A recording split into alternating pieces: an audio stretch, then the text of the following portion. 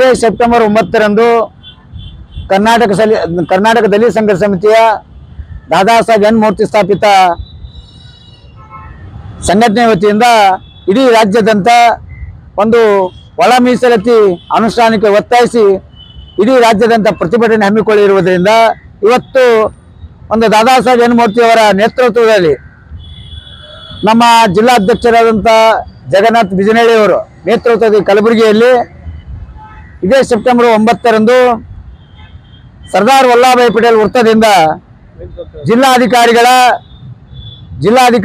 ಕಚೇರಿವರೆಗೆ ಒಂದು ಬೃಹತ್ ಪ್ರತಿಭಟನೆ ಮಾಡುವುದರ ಮುಖಾಂತರ ಇವತ್ತು ರಾಜ್ಯ ಸರ್ಕಾರಕ್ಕೆ ಮನವಿ ಮಾಡಿಕೊಳ್ತಾ ಇದ್ದೀವಿ. ಇದೇ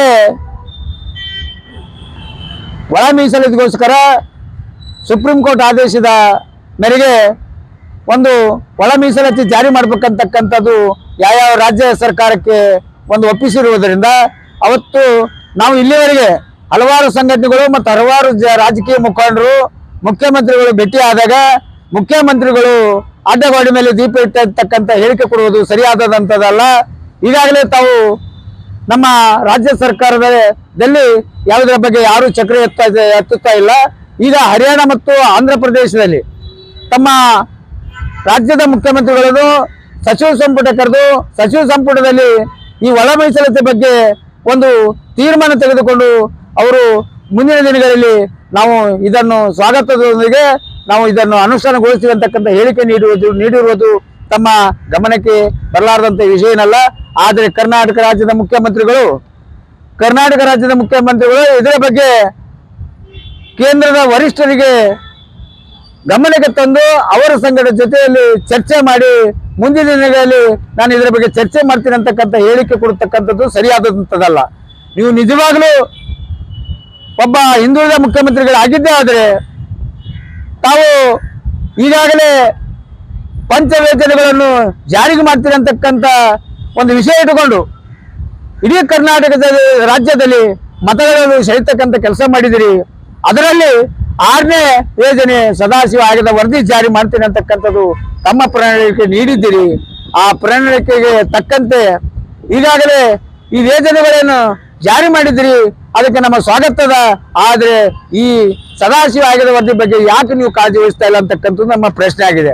ಆದ್ದರಿಂದ ಇವತ್ತು ನೀವು ನಿಜವಾಗ್ಲೂ ಹಿಂದುಳಿದವರ ಮುಖ್ಯಮಂತ್ರಿ ಆಗಿದೆ ಆದರೆ ಈ ಸದಾಶಿವ ಆಯೋಗದ ವರದಿಯನ್ನು ಕೆಲವು ದಿವಸದಿಂದ ಎಲ್ಲ ರಾಜ್ಯ ಸರ್ಕಾರಗಳು ನಮ್ಮನ್ನು ಒಂದು ಕಾನೂನು ಅಡೆತಡೆ ಇರುವುದರಿಂದ ಇದು ಮಾಡೋದಕ್ಕೆ ಬರುವುದಿಲ್ಲ ಅಂತಕ್ಕಂಥ ಹೇಳಿ ಜಾರಿ ಹೋಗ್ತಾ ಇದ್ದೀರಿ.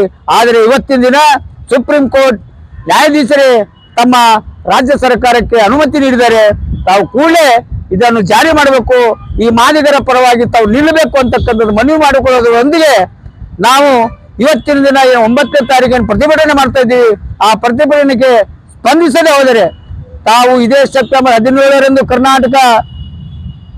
ಕಲ್ಯಾಣ ಕರ್ನಾಟಕ ರಾಜ್ಯೋತ್ಸವಕ್ಕೆ ತಾವು ಧ್ವಜವಂದನೆ ಕಾರ್ಯಕ್ರಮಕ್ಕೆ ಬರ್ತಾ ಇದ್ದೀರಿ. ಆ ಧ್ವಜವಂದನೆ ಕಾರ್ಯಕ್ರಮಕ್ಕೆ ನಾವು ಅಡೆತಡೆ ಮಾಡ್ಬೇಕಾಗ್ತಕ್ಕಂಥದ್ದು ಎಚ್ಚರಿಕೆ ಕೊಡ್ತಾ ಇದ್ದೀವಿ. ಅದಕ್ಕೆ ಜಿಲ್ಲಾ ಪೊಲೀಸ್ ಅಧಿಕಾರಿಗಳಾಗಲಿ ಇವತ್ತು ಜಿಲ್ಲಾಧಿಕಾರಿಗಳಾಗಲಿ ಇದನ್ನು ನಾವು 9ನೇ ತಾರೀಕಿನ ಪ್ರತಿಭಟನೆ ಮಾಡ್ತೀವಿ. ಅದಕ್ಕೆ ಸರಿಯಾದ ನಮಗೆ ಉತ್ತರ ನಿಲುವು ಸಿಗದೆ ಹೋದರೆ ನಾವು 17ನೇ ತಾರೀಕು ಸೆಪ್ಟೆಂಬರ್ 17ನೇ ತಾರೀಕು ಧ್ವಜವಂದನೆ ಕಾರ್ಯಕ್ರಮ ಅಡೆತಡೆ ಮಾಡ್ತೀವಿ ಕೂಡ ಇವತ್ತು ಮಾದಿಗ ಸಂಘಟನೆಗಳು ಒಕ್ಕೂಟದ ವತಿಯಿಂದ ಒಂದು ಒತ್ತಾಯಿಸೋದ್ರೊಂದಿಗೆ ಇಡೀ ಕರ್ನಾಟಕದಲ್ಲಿ ಸಂಘರ್ಷ ಸಮಿತಿ ಆಗಿರ್ಬೋದು ಮತ್ತು ಮಾದಿಗ ಸಂಘಟನೆ ಒಕ್ಕೂಟಗಳು ಆಗಿರ್ಬೋದು ಅವತ್ತಿನ ಸೆಪ್ಟೆಂಬರ್ 17ನೇ ತಾರೀಕು ಮುಖ್ಯಮಂತ್ರಿಗೆ ಮುತ್ತಿಗೆ ಹಾಕ್ತಕ್ಕಂಥ ಕೆಲಸ ಮಾಡಬೇಕಾಗ್ತದ. ಅದಕ್ಕೆ ಯಾವುದೇ ಅನುವು ಮಾಡಿಕೊಡದೆ ನಮ್ಮ ಬೇಡಿಕೆಯನ್ನು ಕೂಡಲೇ ಈಡೇರಿಸಬೇಕಂತಕ್ಕಂಥದ್ದು ಕೂಡ ಮಾನ್ಯ ಮುಖ್ಯಮಂತ್ರಿಗಳಿಗೆ ಮನವಿ ಮಾಡಿಕೊಳ್ತೇವೆ. ದಶರಥ್ ಕಲಗುರ್ತಿ ಅಂತ.